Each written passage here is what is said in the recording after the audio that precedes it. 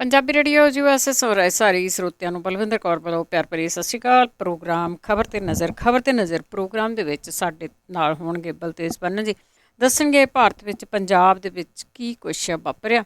ਖਬਰਾਂ ਤੋਂ ਬਾਅਦ ਤੁਸੀਂ ਕਾਲ ਕਰ ਸਕਦੇ ਆ 4082725200। ਜੇ ਤੁਹਾਡਾ ਕੋਈ ਸਵਾਲ ਹੈ ਤਾਂ ਤੁਸੀਂ ਕਾਲ ਕਰ ਸਕੋਗੇ। ਧੰਨਵਾਦ ਕਰਦੇ ਹਾਂ ਸਾਡੇ ਸਪਾਂਸਰਸ ਦਾ ਜਿਨ੍ਹਾਂ ਨੇ ਇਸ ਪ੍ਰੋਗਰਾਮ ਨੂੰ ਸਪਾਂਸਰ ਕੀਤਾ, ਸਭ ਤੱਕ ਪਹੁੰਚਾਇਆ। ਖਾਲਸਾ ਇੰਸ਼ੋਰੈਂਸ ਏਜੰਸੀ ਸਾਨੂੰ ਜੇ 4082722500। ਇਹਨਾਂ ਤੋਂ ਤੁਸੀਂ ਕਾਰਾਂ ਦੀ ਲਾਈਫ, ਹੈਲਥ, ਬਿਜ਼ਨਸ ਦੀ ਇੰਸ਼ੋਰੈਂਸ ਕਰਵਾ ਸਕਦੇ ਹੋ।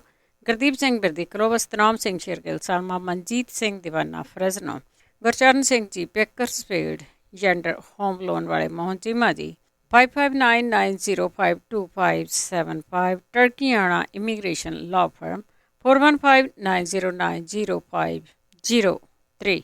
ਬਹੁਤ ਧੰਨਵਾਦ ਕਰਦੇ ਹਾਂ। ਪ੍ਰੋਗਰਾਮਾਂ ਨੂੰ ਸਪਾਂਸਰ ਕਰਦੇ ਹੋ, ਸਭ ਤੱਕ ਪਹੁੰਚਾਉਂਦੇ ਹੋ। ਸਾਡੇ ਨਾਲ ਜੁੜ ਚੁੱਕੇ ਨੇ ਬਲਤੇਜ ਪੰਨੂ ਜੀ। ਬਲਤੇਜ ਪੰਨੂ ਜੀ, ਸਤਿ ਸ਼੍ਰੀ ਅਕਾਲ, ਸਵਾਗਤ ਹੈ ਜੀ। ਸਤਿ ਸ਼੍ਰੀ ਅਕਾਲ ਜੀ, ਧੰਨਵਾਦ ਜੀ, ਬਹੁਤ ਮਿਹਰਬਾਨੀ। ਅਤੇ ਸਭ ਤੋਂ ਪਹਿਲੇ ਸਵਾਲ ਵੱਲ ਚੱਲਦੇ ਹਾਂ। ਸੁਪਰੀਮ ਕੋਰਟ ਨੇ ਕਿਹਾ ਕਿ ਕਿਸਾਨਾਂ ਨੂੰ ਐਜੀਟੇਸ਼ਨ ਕਰਨ ਦਾ ਪੂਰਾ ਹੱਕ ਆ, ਪਰ ਸਰਕਾਰ ਸੜਕਾਂ ਖਲਵਾਏ।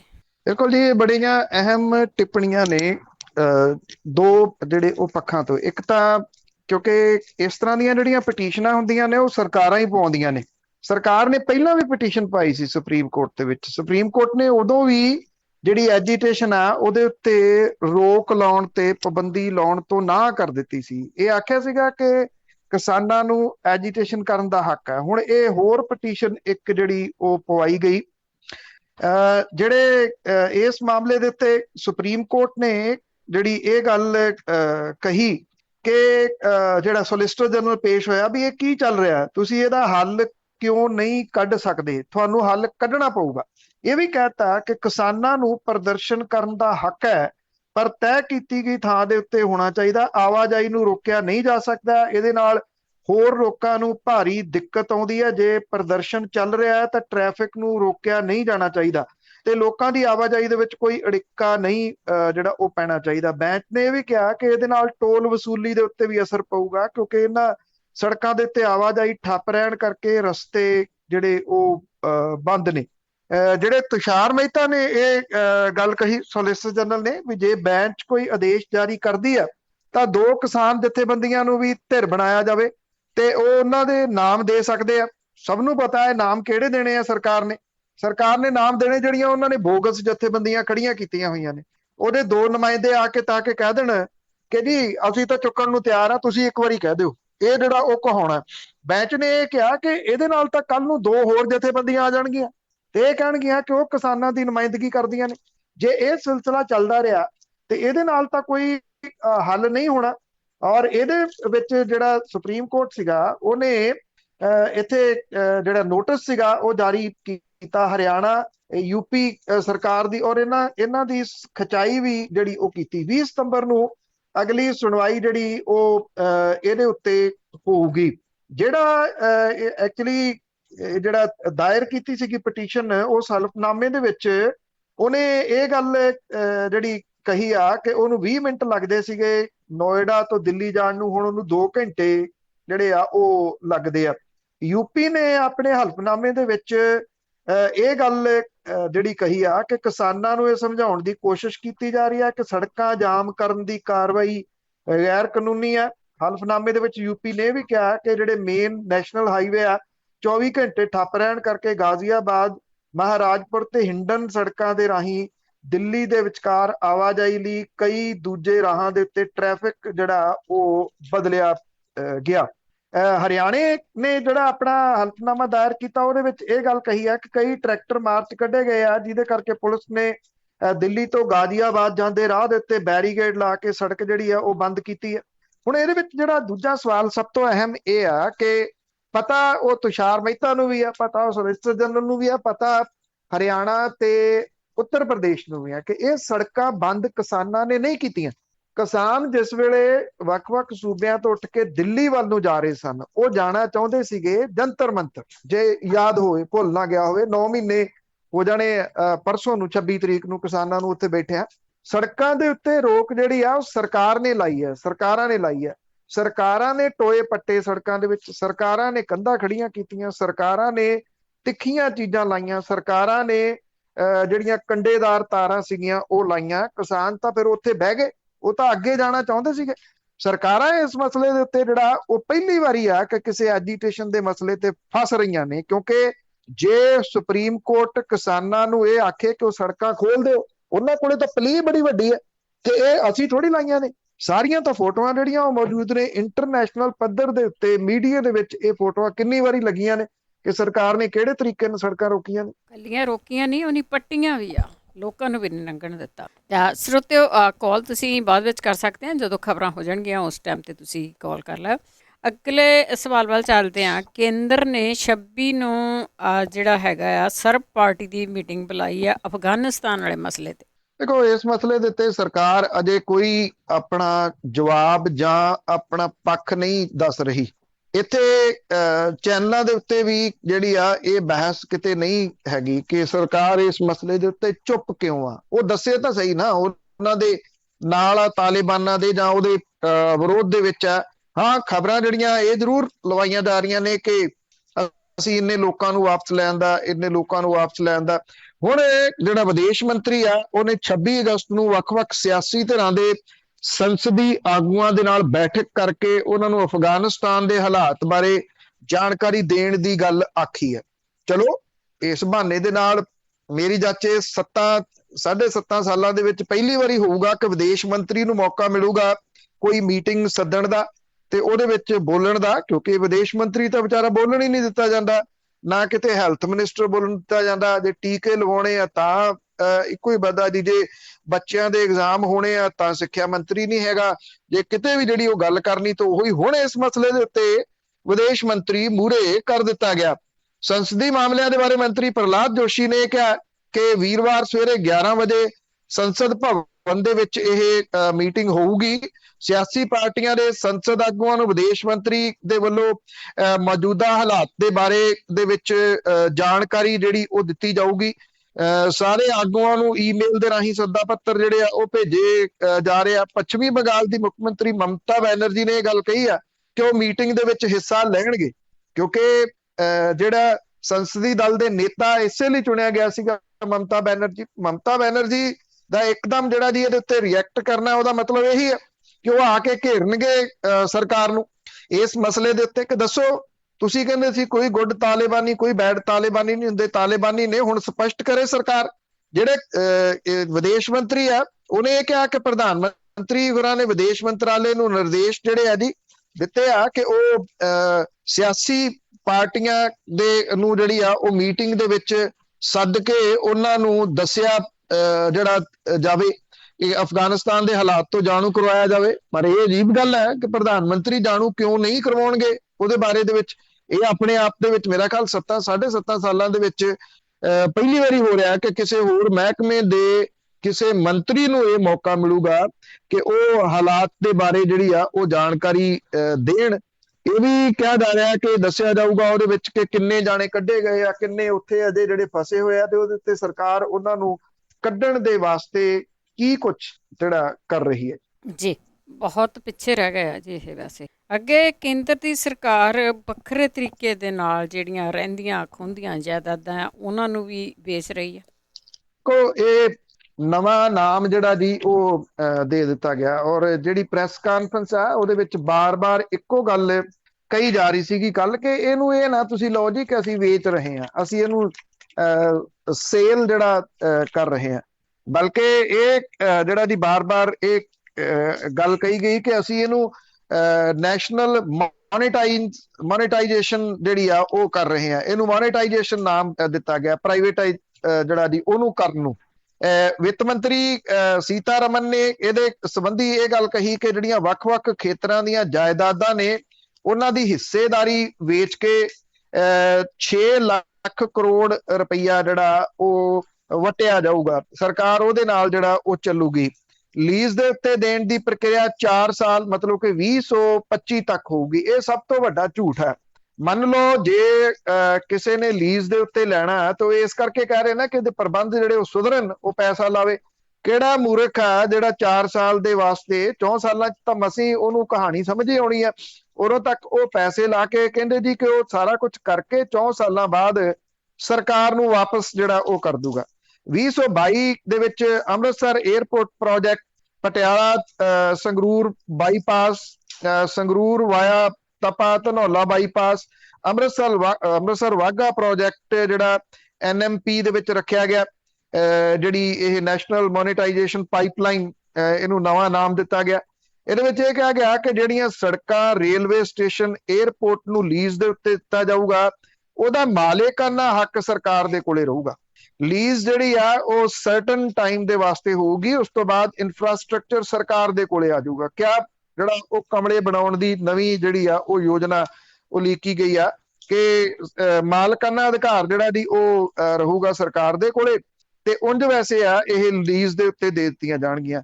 ਟੈਲੀਕਾਮ ਦੇ ਵਿੱਚ ਭਾਰਤ ਨੈਟ ਫਾਈਬਰ ਦੀ ਜਿਹੜਾ 2.86 lakh kilometre line BSNL, MTNL tower ਜਿਹੜੇ ਉਹ ਦਿੱਤੇ ਜਾਣਗੇ, ਮਾਲਕਾਨਾ ਹੱਕ ਨਹੀਂ ਮਿਲੂਗਾ। ਹਸਪਿਟੈਲਿਟੀ ਦੇ ਵਿੱਚ 8 ਹੋਟਲ ਲੀਜ਼ ਦੇ ਉੱਤੇ ਦਿੱਤੇ ਜਾਣਗੇ, ਹਿੱਸੇਦਾਰੀ ਵੇਚ ਦਿੱਤੀ ਜਾਊਗੀ। ਅਸ਼ੋਕਾ ਹੋਟਲ ਇਹਦੇ ਵਿੱਚ ਸ਼ਾਮਲ ਹੈ, ਹੋਟਲ ਸਮਰਾਟ ਇਹਦੇ ਵਿੱਚ ਜਿਹੜਾ ਉਹ ਸ਼ਾਮਲ ਹੈ। ਹਾਈਵੇ ਦੇ ਉੱਤੇ 27,600 ਕਿਲੋਮੀਟਰ ਦੀਆਂ ਸੜਕਾਂ ਵੇਚ ਦਿੱਤੀਆਂ ਜਾਣਗੀਆਂ ਪ੍ਰਾਈਵੇਟ ਕੰਪਨੀਆਂ ਨੂੰ। ਇਹ ਕੁੱਲ ਸੜਕਾਂ ਦਾ 27% ਜਿਹੜਾ ਉਹ ਹਿੱਸਾ ਹੈ, ਮਤਲਬ ਕਿ ਹੋਰ ਟੋਲ ਜਿਹੜੇ ਆ ਉਹ ਸੜਕਾਂ ਦੇ ਉੱਤੇ ਲੱਗਣਗੇ। 에ਅਰਪੋਰਟ ਜਿਹੜੇ ਨੇ, ਭੁਵਨੇਸ਼ਵਰ ਦਾ 에ਅਰਪੋਰਟ, ਵਾਰਾਣਸੀ ਦਾ 에ਅਰਪੋਰਟ, ਅੰਮ੍ਰਿਤਸਰ ਦਾ 에ਅਰਪੋਰਟ, ਇੰਦੌਰ ਦਾ 에ਅਰਪੋਰਟ, ਰਾਏਪੁਰ ਦਾ 에ਅਰਪੋਰਟ ਜਿਹੜੇ ਨੇ ਉਹ ਦੇ ਦਿੱਤੇ ਜਾਣਗੇ ਜਿਹੜੇ 1.5 ਸਾਲ ਦੇ ਵਿੱਚ। ਉਸ ਤੋਂ ਬਾਅਦ ਜਿਹੜੇ ਚੇਨਈ, ਵਿਜੇਵਾੜਾ, ਤ੍ਰਿਪਤੀ, ਵਡੋਦਰਾ, ਭੋਪਾਲ, ਹੁਬਲੀ, ਇਹ ਵੀ ਸਾਰੇ ਜਿਹੜੇ 에ਅਰਪੋਰਟ ਨੇ ਉਹ ਪ੍ਰਾਈਵੇਟ ਹੱਥਾਂ ਦੇ ਵਿੱਚ ਦੇ ਦਿੱਤੇ ਜਾਣਗੇ। ਸਟੇਸ਼ਨ ਤੱਕ ਜਿਹੜੇ ਆ ਉਹ ਦੇ ਦਿੱਤੇ ਜਾਣਗੇ। ਜਿਹੜੇ ਇਹ ਕਿਹਾ ਗਿਆ ਕਿ ਰੇਲਵੇ ਨੂੰ ਅਸੀਂ ਵੇਚਾਂਗੇ ਨਹੀਂ, ਰੇਲਵੇ ਦੇ ਬਾਰੇ ਦੇ ਵਿੱਚ ਤਾਂ ਪ੍ਰਧਾਨ ਮੰਤਰੀ ਇਹ ਵੀ ਕਹਿੰਦੇ ਸੀ ਕਿ ਮੇਰੇ ਤਾਂ ਬਚਪਨ ਤੋਂ ਮੈਂ ਤਾਂ ਰੇਲਵੇ ਦੇ ਨਾਲ ਜੁੜਿਆ ਹੋਇਆ। ਉਹ ਵੀ ਹੁਣ ਸਭ ਜਿਹੜਾ ਦੀ ਉਹ ਪ੍ਰਾਈਵੇਟ ਹੱਥਾਂ ਦੇ ਵਿੱਚ ਪਰ ਲਾਈਨ ਦੇ ਹਿਸਾਬ ਦੇ ਨਾਲ ਦੇ ਦਿੱਤੇ ਜਾਣਗੇ। ਮਤਲਬ ਛੱਡ ਕੇ ਕੁਝ ਨਹੀਂ ਜਾਣਾ ਇਹਨਾਂ ਨੇ। ਅੱਗੇ ਸਰਕਾਰ ਨੂੰ ਕਸੂਤੀ ਸਥਿਤੀ ਦੇ ਵਿੱਚ ਪਹੁੰਚਾ ਸਕਦਾ ਕੁੰਵਰ ਵਿਜੇ ਪ੍ਰਤਾਪ ਦਾ ਹਾਈ ਕੋਰਟ ਜਾਣਾ। ਦੇਖੋ, ਕੁੰਵਰ ਵਿਜੇ ਪ੍ਰਤਾਪ ਹੋਰੀ ਹਾਈ ਕੋਰਟ ਪਹੁੰਚ ਗਏ ਨੇ ਇਸ ਮਾਮਲੇ ਦੇ ਉੱਤੇ। ਉਹਨਾਂ ਨੇ ਜਿਹੜੀ ਆਪਣੀ ਪਟੀਸ਼ਨ ਦਾਇਰ ਕਰ ਦਿੱਤੀ ਆ ਤੇ ਡਬਲ ਬੈਂਚ ਦੇ ਸਾਹਮਣੇ ਉਹਦੇ ਵਿੱਚ ਉਹਨਾਂ ਨੇ ਜਿਹੜੀ ਪਲੀ ਲਈ ਆ ਉਹ ਇਹਨਾਂ ਚੀਜ਼ਾਂ ਦੇ ਉੱਤੇ ਲਈ ਆ ਕਿ ਇੱਕ ਤਾਂ ਉਹਨਾਂ ਨੇ ਕਿਹਾ ਕਿ ਮੇਰਾ ਤਾਂ ਪੱਖ ਹੀ ਨਹੀਂ ਉਹਦੇ ਵਿੱਚ ਸੁਣਿਆ ਗਿਆ, ਹਾਈ ਕੋਰਟ ਨੇ ਪੱਖ ਹੀ ਨਹੀਂ ਸੁਣਿਆ। ਦੂਜਾ ਉਹਨਾਂ ਨੇ ਕਿਹਾ ਕਿ ਜਿਹੜਾ ਮਾਮਲਾ ਫਰੀਦਕੋਟ ਦੀ ਅਦਾਲਤ ਦੇ ਵਿੱਚ ਸੀਗਾ, ਉਸ ਮਾਮਲੇ ਦਾ ਫੈਸਲਾ ਚੰਡੀਗੜ੍ਹ ਤੋਂ ਹਾਈ ਕੋਰਟ ਤੋਂ ਕਿਵੇਂ ਆ ਸਕਦਾ। ਤੀਜੀ ਉਹਨਾਂ ਨੇ ਜਿਹੜੀ ਪਲੀ ਇਹਦੇ ਵਿੱਚ ਲਈ ਆ ਕਿ ਜਿਹੜੀਆਂ ਕੁਝ ਟਿੱਪਣੀਆਂ ਨੇ ਉਹ ਨਿੱਜੀ ਤੌਰ ਦੇ ਉੱਤੇ ਕੁੰਵਰ ਵਿਜੇ ਪ੍ਰਤਾਪ ਦੇ ਉੱਤੇ ਕੀਤੀਆਂ ਗਈਆਂ ਨੇ, ਜਦੋਂ ਕਿ ਸੁਣਵਾਈ ਜਿਹੜੀ ਆ ਉਹ SIT ਦੀ ਜਾਂਚ ਦੀ ਹੋ ਰਹੀ ਸੀਗੀ। ਸਾਬਕਾ IG ਨੇ ਜਿਹੜੇ ਆਪਣੇ ਵਕੀਲ APS ਸ਼ੇਰਗਿੱਲ ਦੇ ਰਾਹੀਂ ਪਟੀਸ਼ਨ ਦਾਇਰ ਕਰਕੇ ਦਾਅਵਾ ਕੀਤਾ ਕਿ ਹਾਈ ਕੋਰਟ ਦੇ ਵੱਲੋਂ ਕੋਟਕਪੂਰਾ ਗੋਲੀकांड ਦੀ ਪੜਤਾਲ ਰਿਪੋਰਟ ਰੱਦ ਕਰਨ ਦਾ ਫੈਸਲਾ ਗੈਰ ਸੰਵਿਧਾਨਕ ਹੈ ਤੇ ਹਾਈ ਕੋਰਟ ਦੀਆਂ ਟਿੱਪਣੀਆਂ ਵੀ ਜਿਹੜੀਆਂ ਉਹ ਗੈਰ ਵਾਜਬ ਨੇ।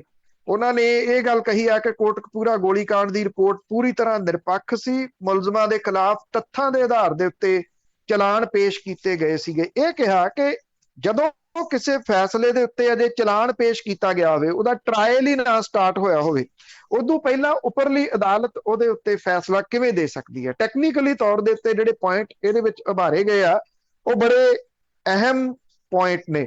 ਇਹਦੇ ਵਿੱਚ ਜਿਹੜੀ ਸਰਕਾਰ ਹੈ ਉਹ ਕਸੂਤੀ ਫਸ ਸਕਦੀ ਹੈ ਦੋ ਤਰੀਕੇ ਦੇ ਨਾਲ। ਇੱਕ ਤਾਂ ਇਹ ਕਿ ਸਰਕਾਰ ਨੇ ਇਹ ਸਿੰਗਲ ਬੈਂਚ ਦਾ ਜਿਹੜਾ ਫੈਸਲਾ ਸੀਗਾ ਉਹਨੂੰ ਡਬਲ ਬੈਂਚ ਦੇ ਮੂਹਰੇ ਚੈਲੰਜ ਨਹੀਂ ਕੀਤਾ, ਜਦੋਂ ਕਿ ਇਹ ਸਮਝਿਆ ਜਾ ਰਿਹਾ ਸੀਗਾ ਕਿ ਇਹਨੂੰ ਚੈਲੰਜ ਜਿਹੜਾ ਉਹ ਕੀਤਾ ਜਾਵੇ। ਟੈਕਨੀਕਲੀ ਸਰਕਾਰ ਦਾ ਚੈਲੰਜ ਕਰਨਾ ਇਹਨੂੰ ਬਣਦਾ ਸੀ, ਨਹੀਂ ਕੀਤਾ ਗਿਆ। ਦੂਜਾ, ਸੁਪਰੀਮ ਕੋਰਟ ਦੇ ਵਿੱਚ ਸਰਕਾਰ ਗਈ ਆ ਪਿਛਲੇ ਹਫ਼ਤੇ।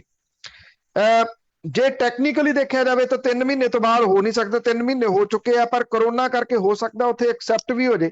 ਜੇ ਐਕਸੈਪਟ ਵੀ ਹੁੰਦਾ ਤਾਂ ਲੇਟ ਜਾਣ ਦਾ ਜਿਹੜਾ ਨੁਕਸਾਨ ਹੈ ਉਹ ਸਰਕਾਰ ਨੂੰ ਹੋ ਸਕਦਾ। ਸੁਪਰੀਮ ਕੋਰਟ ਨੇ ਅਜੇ ਉਹ ਪਟੀਸ਼ਨ ਜਿਹੜੀ ਸਰਕਾਰ ਨੇ ਪਾਈ ਆ ਉਹਨੂੰ ਐਕਸੈਪਟ ਨਹੀਂ ਕੀਤਾ ਜੇ ਤਾਂ ਸੁਪਰੀਮ ਕੋਰਟ ਦੇ ਵਿੱਚ ਐਕਸੈਪਟ ਹੁੰਦੀ ਆ ਤਾਂ ਹੋਰ ਗੱਲ ਆ, ਜੇ ਮੰਨ ਲਓ ਨਹੀਂ ਐਕਸੈਪਟ ਹੁੰਦੀ ਤਾਂ ਇੱਥੇ ਸਰਕਾਰ ਇਸ ਮਾਮਲੇ ਦੇ ਵਿੱਚ ਧਿਰ ਨਹੀਂ ਹੋਊਗੀ, ਬਲਕਿ ਇਹਦੇ ਵਿੱਚ ਜਿਹੜੀ ਧਿਰ ਆ SIT ਦੇ ਉਸ ਵੇਲੇ ਜਿਹੜੇ ਮੇਨ ਮੈਂਬਰ ਸੀ ਉਹ ਹੋਣਗੇ।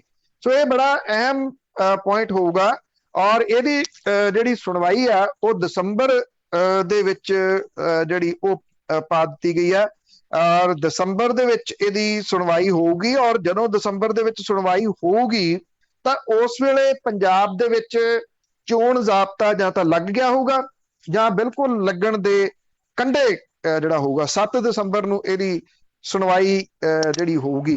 ਹੁਣ ਸਰਕਾਰ ਦਾ ਇਸ ਮਸਲੇ ਦੇ ਉੱਤੇ ਕੀ ਪੈਂਤੜਾ ਹੁੰਦਾ ਇਹ ਆਉਂਦੇ ਦਿਨ ਦੱਸਣ ਜੀ। ਅੱਗੇ ਨਵਜੋਤ ਸਿੱਧੂ ਦੀ ਜੇ ਗੱਲ ਕਰੀਏ ਤੇ ਆਪਣੇ ਸਲਾਹਕਾਰਾਂ ਦੀਆਂ ਟਿੱਪਣੀਆਂ 'ਚ ਫਸ ਗਿਆ। ਦੇਖੋ ਇਸ ਮਸਲੇ ਦੇ ਉੱਤੇ ਵੈਸੇ ਜਿਸ ਦਿਨ ਸਲਾਹਕਾਰ ਰੱਖੇ ਸੀ ਉਦੋਂ ਵੀ ਗੱਲ ਜਿਹੜੀ ਕੀਤੀ ਸੀਗੀ ਕਿ ਵੀ ਜਿਹੜੇ ਸਲਾਹਾਂ ਦੇਣ ਵਾਲੇ ਨੇ ਉਹਨਾਂ ਨੂੰ ਸਲਾਹਕਾਰਾਂ ਦੀ ਇੰਨੀ ਲੋੜ ਜਿਹੜੀ ਉਹ ਕੀ ਪੈ ਗਈ। ਜਿਹੜੇ ਸਲਾਹਕਾਰ ਨੇ ਪਤਾ ਨਹੀਂ ਨਵਜੋਤ ਸਿੰਘ ਸਿੱਧੂ ਹੋਰਾਂ ਨੂੰ ਉਹਨਾਂ ਨੇ ਕੋਈ ਸਲਾਹ ਦਿੱਤੀ ਆ ਜਾਂ ਨਹੀਂ, ਪਰ ਉਹ ਆਪਣੇ ਬਿਆਨਾਂ ਦੇ ਕਰਕੇ ਵਿਵਾਦ ਦੇ ਵਿੱਚ ਜਿਹੜਾ ਜੀ ਉਹ ਜ਼ਰੂਰ ਆ ਗਏ ਨੇ। ਕਿਉਂਕਿ ਜਿਹੜਾ ਇੱਕ ਤਾਂ ਮਾਲਵਿੰਦਰ ਸਿੰਘ ਮਾਲੀ ਉਹਨੇ ਜਿਹੜਾ ਜੰਮੂ ਕਸ਼ਮੀਰ ਨੂੰ ਲੈ ਕੇ ਕੁਝ ਟਿੱਪਣੀਆਂ ਕੀਤੀਆਂ ਸੀ। ਇੱਕ ਜਿਹੜਾ ਮੈਗਜ਼ੀਨ ਛਪਦਾ ਹੁੰਦਾ ਸੀ ਜਦੋਂ ਉਹ ਸਟੂਡੈਂਟ ਆਗੂ ਹੁੰਦੇ ਸੀ ਉਸ ਵੇਲੇ ਉਹਦੇ ਉਹ ਐਡੀਟਰ ਸੀ, ਉਹਦਾ ਜਿਹੜਾ ਉਸ ਵੇਲੇ ਕੋਈ ਕਾਰਟੂਨ ਲੱਗਿਆ ਸੀਗਾ ਜਿਹੜਾ ਕਿ ਇੰਦਰਾ ਗਾਂਧੀ ਹੋਰਾਂ ਦੇ ਬਾਰੇ ਚ ਸੀਗਾ, ਉਹ ਆਪਣੇ ਜਿਹੜਾ ਡਿਸਪਲੇ ਪਿਕਚਰ ਹੁੰਦੀ ਆ ਉਹਦੀ ਜਗ੍ਹਾ ਦੇ ਉੱਤੇ ਉਹ ਲਾ ਦਿੱਤਾ।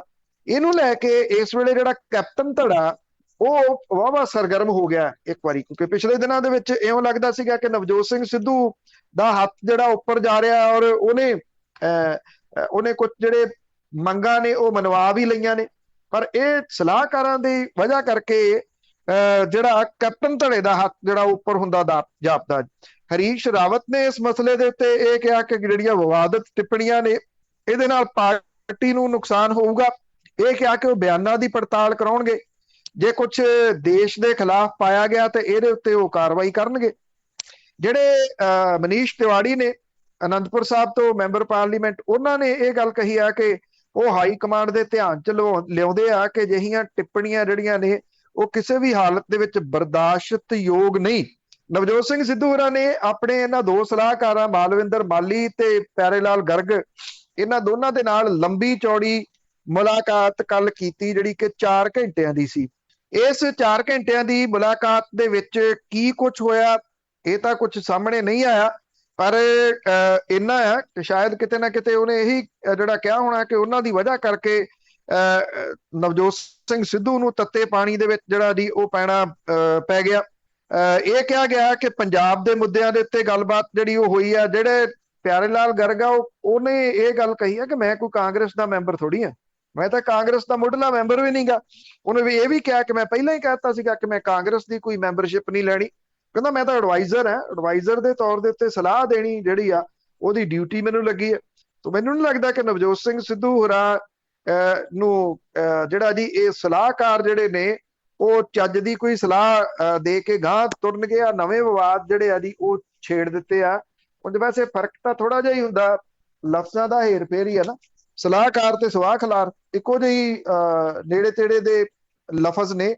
ਉਂਝ ਵੀ ਮਾਲਵਿੰਦਰ ਸਿੰਘ ਮਾਲੀ ਹੋਰਾਂ ਨੂੰ ਕਿੰਨੀ ਕੁ ਦੇਰ ਜਿਹੜਾ ਦੀ ਉਹ ਰੋਕਿਆ ਜਾ ਸਕੂਗਾ ਕਿਸੇ ਵੀ ਵਿਵਾਦਤ ਬਿਆਨ ਦੇਣ ਤੋਂ? ਇਹ ਆਪਣੇ ਆਪ ਦੇ ਵਿੱਚ ਵੱਡਾ ਸਵਾਲ ਹੈ।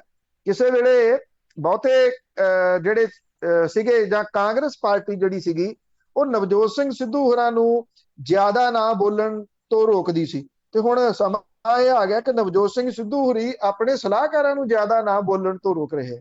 ਜੀ, ਉਹਨਾਂ ਨੂੰ ਸਲਾਹ ਦੀ ਲੋੜ ਪੈ ਗਈ। ਤੇ ਅੱਗੇ ਗੱਲ ਕਰਦੇ ਹਾਂ ਪ੍ਰਧਾਨ ਸਾਹਿਬ ਦੀ 100 ਦਿਨ ਦੀ ਯਾਤਰਾ ਤੇ ਵਿਰੋਧ ਵੀ ਮੈਨੂੰ ਲੱਗਦਾ ਪਈ ਤਿੱਖਾ ਤੇ 100 ਦਿਨ ਹੀ ਹੋਊਗਾ। ਦੇਖੋ ਇਸ ਵਿਰੋਧ ਦੇ ਵਿੱਚੋਂ ਪਤਾ ਨਹੀਂ ਅਕਾਲੀ ਦਲ ਜਿਹੜਾ ਬਾਦਲ ਆ ਉਹ ਕੀ ਗੇਨ ਕਰੂਗਾ ਜਾਂ ਕੀ ਗੇਨ ਕਰਨਾ ਚਾਹੁੰਦਾ। ਦੂਸਰਾ ਇਹ ਕਿ ਗਰਾਊਂਡ ਰਿਐਲਿਟੀ ਤੋਂ ਅੱਖਾਂ ਮੋੜ ਰਿਹਾ, ਮੂੰਹ ਫੇਰ ਰਿਹਾ ਅਕਾਲੀ ਦਲ ਬਾਦਲ। ਉਹ ਸਮਝਦਾ ਕਿ ਸਭ ਕੁਝ ਠੀਕ ਹੈ। ਇਹਦੇ ਚ ਕੋਈ ਸ਼ੱਕ ਨਹੀਂ ਕਿ ਮੌਜੂਦਾ ਸਰਕਾਰ ਜਿਹੜੀ ਕਾਂਗਰਸ ਦੀ ਆ ਉਹਨੇ ਕੱਖ ਨਹੀਂ ਕੀਤਾ ਇੰਨੇ ਸਾਲਾਂ ਦੇ ਵਿੱਚ। ਉਹਦਾ ਵਿਰੋਧ ਬਹੁਤ ਹੈ, ਪਰ ਕਾਂਗਰਸ ਦੇ ਵਿਰੋਧ ਦਾ ਮਤਲਬ ਇਹ ਨਹੀਂ ਗਾ ਕਿ ਕਿਸੇ ਸਿਆਸੀ ਪਾਰਟੀ ਨੂੰ ਬਹੁਤ ਵੱਡਾ ਹੁੰਗਾਰਾ ਜਾਂ ਅਕਾਲੀ ਦਲ ਬਾਦਲ ਇਹ ਸਮਝ ਰਿਹਾ ਕਿ ਉਹਨੂੰ ਹੰਗਾਰਾ ਜਿਹੜਾ ਉਹ ਮਿਲ ਜਾਣਾ। ਪ੍ਰਧਾਨ ਹੋਰਾਂ ਦੇ ਨੇੜਲੇ ਤੇੜਲੇ ਤਾਂ ਸਹੁੰ ਚੁੱਕਣ ਲਈ ਕੱਪੜੇ ਵੀ ਸਵਾਈ ਫਿਰਦੇ ਆ ਕਿ ਸਾਡੀ ਸਰਕਾਰ ਜਿਹੜੀ ਉਹ ਆਈ ਲੋ।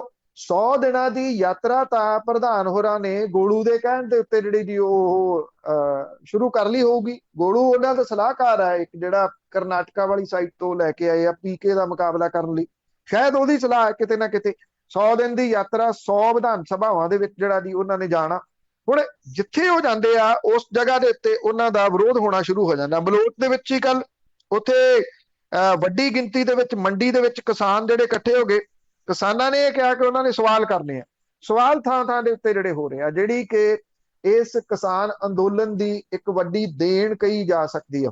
ਪੁਲਿਸ ਨੇ ਇਹ ਕਿਹਾ ਕਿ ਤੁਸੀਂ ਇੱਕ ਕਮੇਟੀ ਬਣਾ ਦਿਓ, ਅਸੀਂ ਉਹਨਾਂ ਦੀ ਗੱਲਬਾਤ ਜਿਹੜੀ ਆ ਉਹ ਸੁਖਬੀਰ ਸਿੰਘ ਬਾਦਲ ਹੋਰਾਂ ਨਾਲ ਕਰਾ ਦਿੰਦੇ ਆ। ਪੁਲਿਸ ਨੇ ਜਿਹੜੀ ਪੁਲਿਸ ਸ਼ੈਤਾਨੀ ਕਰਦੀ ਹੁੰਦੀ ਆ ਉਹ ਕਰ ਦਿੱਤੀ। ਕਮੇਟੀ ਇੱਧਰ ਬਣਾਉਂਦੇ ਰਹਿ ਗਏ, ਉਧਰੋਂ ਪ੍ਰਧਾਨ ਹੋਰਾਂ ਨੂੰ ਕਹਿਤਾ ਵੀ ਆਪਣਾ ਕੰਮ ਨਿਬੇੜੋ ਤੇ ਨਿਕਲ ਜਾਓ ਇੱਥੋਂ। ਉਹ ਕੰਮ ਨਿਬੇੜ ਕੇ ਜਿਹੜਾ ਛੇਤੀ ਛੇਤੀ ਜਾਣਾ ਚਾਹੁੰਦੇ ਸੀ, ਅਨਾਉਂਸ ਕੀਤਾ, ਮਾੜੀ ਜੀ ਗੱਲਬਾਤ ਕੀਤੀ। ਜਿੰਨੀ ਦੇਰ ਨੂੰ ਕਿਸਾਨਾਂ ਨੇ ਇਹ ਕਿਹਾ ਕਿ ਉਹ ਗੱਲਬਾਤ ਲਈ ਤਿਆਰ ਨੇ ਤੇ ਪੁਲਿਸ ਨੇ ਕਹਿਤਾ ਜੀ ਉਹ ਤਾਂ ਨਿਕਲ ਵੀ ਗਏ। ਉਹਦੇ ਤੋਂ ਰੋਸ ਜਿਹੜਾ ਸੀਗਾ ਉਹ ਵੱਡਾ ਫੈਲਿਆ ਕਿਸਾਨਾਂ ਦੇ ਵਿੱਚ। ਔਰ ਕਿਸਾਨ ਜਿਹੜੇ ਸੀਗੇ ਉਹ ਉਧਰ ਨੂੰ ਸਮਾਗਮ ਵੱਲ ਨੂੰ ਤੁਰੇ, ਉਦੋਂ ਤੱਕ ਸੁਖਬੀਰ ਸਿੰਘ ਬਾਦਲ ਜਾ ਚੁੱਕੇ ਹੋਏ ਸੀਗੇ ਉੱਥੋਂ। ਹਾਂ, ਇੱਕ ਜਿਹੜੀ ਬੀਬੀ ਸੀਗੀ ਉਹਨੇ ਜ਼ਰੂਰ, ਉਹਦੀ ਵੀਡੀਓ ਵਾਇਰਲ ਆ ਇਸ ਵੇਲੇ, ਉਹਨੇ ਜ਼ਰੂਰ ਸਵਾਲ ਕੀਤੇ, ਜਿਹਨੇ ਆਖਿਆ ਕਿ ਉਹਦੀ ਧੀ ਦੀ 30 ਕਿੱਲੇ ਜ਼ਮੀਨ ਜਿਹੜੇ ਆ ਉਹ ਅਕਾਲੀ ਦਲ ਦੇ ਆਗੂ ਖਾ ਗਏ। ਔਰ ਉਹਨੇ ਪਰਚਿਆਂ ਦਾ ਜ਼ਿਕਰ ਕੀਤਾ ਕਿ ਸਾਡੇ ਪਰਿਵਾਰ ਦੇ ਉੱਤੇ ਇੰਨੇ ਪਰਚੇ ਤੁਹਾਡੇ ਟਾਈਮ ਜਿਹੜੇ ਹੋਏ ਆ, ਸਾਡੇ ਪਰਿਵਾਰ ਨੂੰ ਜਿਹੜਾ ਉਹ ਖਤਮ ਕਰਨ ਦੀਆਂ ਸਾਜ਼ਿਸ਼ਾਂ ਸੀ। ਤਾਂ ਪ੍ਰਧਾਨ ਹੋਰਾਂ ਨੇ ਕਿਹਾ ਬਾਦਲ ਪਿੰਡ ਆਉਣਾ, ਉੱਥੇ ਗੱਲ ਜਿਹੜੀ ਉਹ ਕਰਾਂਗੇ। ਇਹ ਕਹਿ ਕੇ ਤੁਰ ਗਏ। ਉਹ ਬੀਬੀ ਜਿਹੜੀ ਸੀ ਉਹ ਕੈਮਰਿਆਂ ਦੇ ਮੂਹਰੇ ਵਾਹਵਾ ਦੇਰ ਜਿਹੜਾ ਉਹ ਬੋਲਦੀ ਰਹੀ ਔਰ ਆਪਣੇ ਉੱਤੇ ਹੋਏ ਜ਼ੁਲਮਾਂ ਦੀ ਜਿਹੜੀ ਗੱਲ ਸੀ ਉਹ ਦੱਸਦੀ ਰਹੀ। ਸੁਖਬੀਰ ਸਿੰਘ ਬਾਦਲ ਹੋਰਾਂ ਨੇ ਕਿਸਾਨ ਆਗੂਆਂ ਦੇ ਨੂੰ ਇਹ ਜਿਹੜੀ ਜੀ ਕਹੀ ਕਿ ਉਹ ਖੇਤੀ ਕਾਨੂੰਨਾਂ ਦਾ ਪਹਿਲਾਂ ਵੀ ਵਿਰੋਧ ਕਰਦੇ ਸੀ ਤੇ ਅੱਜ ਵੀ ਵਿਰੋਧ ਕਰ ਰਹੇ ਨੇ। ਹਾਲਾਂਕਿ ਪੱਤਰਕਾਰਾਂ ਨੂੰ ਇਹ ਵੀ ਕਹਿ ਗਏ ਤੇ ਇਹ ਤਾਂ ਕਿਸਾਨ ਹੀ ਨਹੀਂ ਗਏ, ਇਹ ਤਾਂ ਕਾਂਗਰਸ ਤੇ ਆਮ ਆਦਮੀ ਪਾਰਟੀ ਦੇ ਵਰਕਰ ਨੇ ਜਿਹੜਾ ਉਹਨਾਂ ਦਾ ਵਿਰੋਧ ਕਰ ਰਹੇ ਆ, ਕਿਸਾਨ ਉਹਨਾਂ ਦਾ ਵਿਰੋਧ ਕੋਈ ਨਹੀਂ ਕਰ ਰਿਹਾ। ਇਹ ਸੁਖਬੀਰ ਸਿੰਘ ਬਾਦਲ ਹੋਰੀ ਜਿਹੜਾ ਦੀ ਕਹਿ ਗਏ।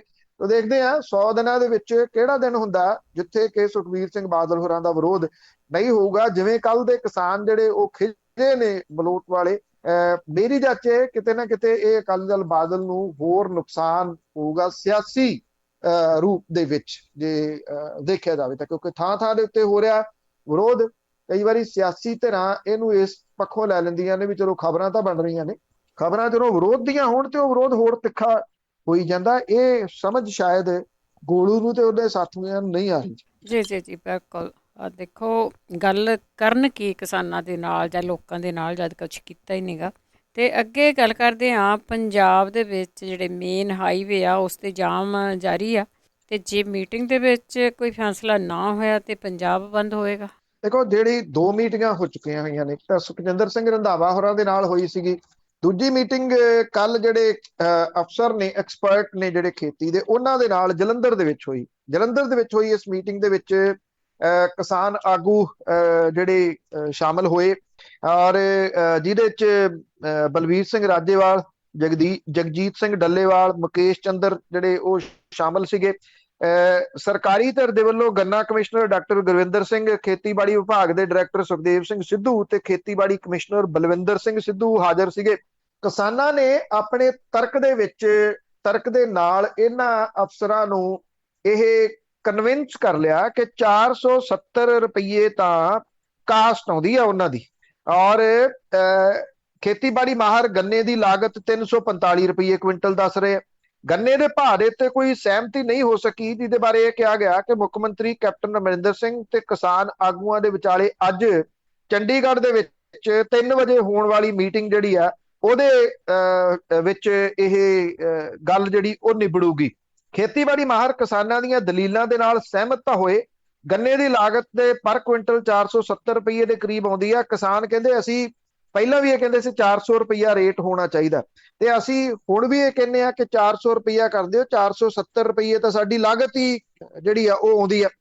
ਜਿਹੜੇ ਇਹ ਐਕਸਪਰਟ ਆਏ ਸੀ ਉਹਨਾਂ ਨੇ ਇਹ ਕਿਹਾ ਕਿ ਜਿਹੜੀ ਗੱਲਬਾਤ ਆ ਉਹ ਚੰਗੇ ਮਾਹੌਲ ਦੇ ਵਿੱਚ ਹੋਈ ਆ, ਪਰ ਉਹ ਕਹਿੰਦੇ ਅਸੀਂ ਐਲਾਨ ਨਹੀਂ ਕਰ ਸਕਦੇ। ਐਲਾਨ ਜਿਹੜਾ ਉਹ ਮੁੱਖ ਮੰਤਰੀ ਨੇ ਕਰਨਾ। ਤੁਸੀਂ ਇਹਨਾਂ ਮਸਲਿਆਂ ਦੇ ਉੱਤੇ ਸਰਕਾਰ ਦੀ ਅਪਰੋਚ ਦੇਖੋ। ਹਾਈਵੇ, ਨੈਸ਼ਨਲ ਹਾਈਵੇ ਜਿਹੜਾ ਉਹ ਜਾਮ ਹੈ 4 ਦਿਨਾਂ ਤੋਂ, ਰੇਲਵੇ ਟਰੈਕ ਜਾਮ ਹੈ। ਜੇ ਐਕਸਪਰਟ ਜਿਹੜੇ ਨੇ ਉਹ ਗੱਲ ਕਰ ਸਕਦੇ ਆ, ਤੇ ਮੁੱਖ ਮੰਤਰੀ ਐਡੀ ਵੱਡੀ ਸਮੱਸਿਆ ਦੇ ਵਾਸਤੇ ਜਲੰਧਰ ਕਿਉਂ ਨਹੀਂ ਆ ਸਕਦੇ? ਉਹਨੂੰ ਹੈਲੀਕਾਪਟਰ ਨਹੀਂ ਤਾਂ ਖੜਾ ਖੜਾ ਜਗਾੜ ਲੱਗ ਜਾਣਾ, ਉਹ ਤਾਂ ਕੱਢਿਆ ਹੀ ਨਹੀਂ ਗਿਆ, ਇੱਕ ਅੱਧੀ ਵਾਰੀ ਕੱਢਿਆ। ਉੱਥੇ ਪਹੁੰਚ ਸਕਦੇ ਸੀਗੇ, ਖੇਤੀਬਾੜੀ ਮਾਹਰਾਂ ਦੇ ਨਾਲ ਗੱਲ ਕਰਕੇ ਉੱਥੋਂ ਹੀ ਇਸ ਗੱਲ ਨੂੰ ਨਿਬੇੜ ਸਕਦੇ ਸੀਗੇ। ਇੱਕ ਦਿਨ ਇਹਦਾ ਹੋਰ ਅੱਗੇ ਪਾਤਾ, ਔਰ ਲੋਕ ਖੱਜਲ ਹੋ ਰਹੇ ਆ।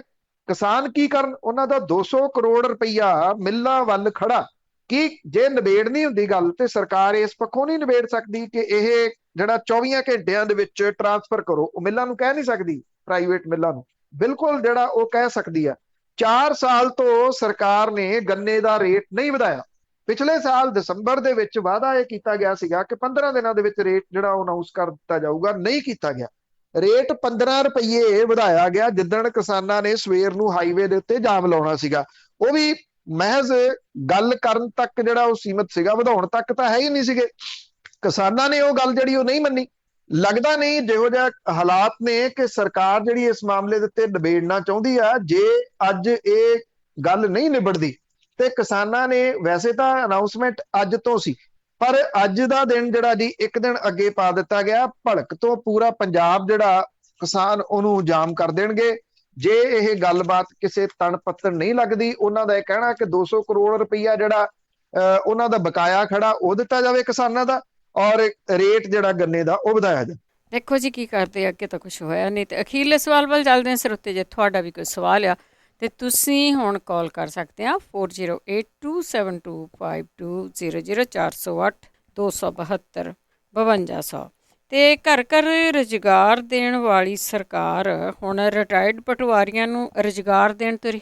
ਇਹ ਪਤਾ ਨਹੀਂ ਜੀ ਕੌਣ ਸਲਾਹਕਾਰ ਨੇ ਕਿ ਸਵਾਹ ਖਿਲਾਰ ਨੇ ਜਿਨ੍ਹਾਂ ਨੇ ਅਜਿਹੀ ਸਲਾਹ ਦਿੱਤੀ ਆ। ਜਦੋਂ ਨੌਜਵਾਨ ਤਬਕਾ ਏਡੀਆਂ ਏਡੀਆਂ ਡਿਗਰੀਆਂ ਲੈ ਕੇ ਪਿਛਲੇ ਦਿਨਾਂ ਦੇ ਵਿੱਚ 2.5 ਲੱਖ ਮੁੰਡੇ ਕੁੜੀਆਂ ਨੇ ਐਗਜ਼ਾਮ ਦਿੱਤੇ ਆ ਪਟਵਾਰੀ ਲੱਗਣ ਦੇ ਵਾਸਤੇ।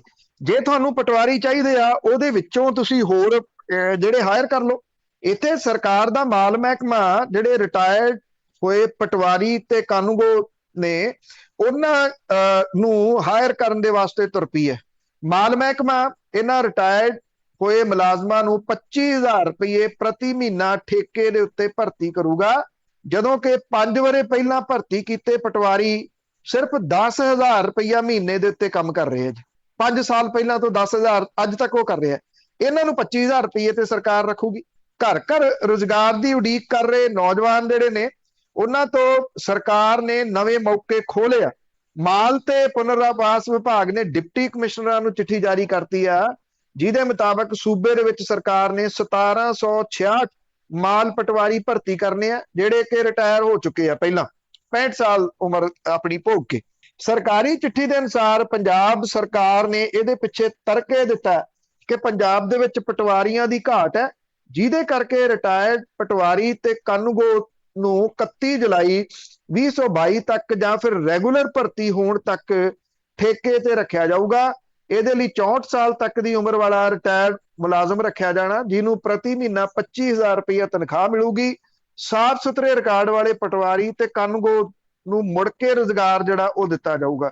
ਘਰ ਘਰ ਰੁਜ਼ਗਾਰ, ਕਿਉਂਕਿ ਰਿਹਾ ਹੀ ਕੋਈ ਨਹੀਂਗਾ ਰੁਜ਼ਗਾਰ ਲੈਣ ਵਾਲਾ, ਸਾਰੇ ਤਾਂ ਹਾਇਰ ਕਰ ਲਏ। ਹੁਣ ਜਿਹੜੇ ਰਿਟਾਇਰ ਹੋ ਚੁੱਕੇ ਨੇ ਉਹਨਾਂ ਨੂੰ ਰੱਖਣ ਤੁਰ ਪਈ ਹੈ ਸਰਕਾਰ ਦੁਬਾਰਾ ਤੋਂ।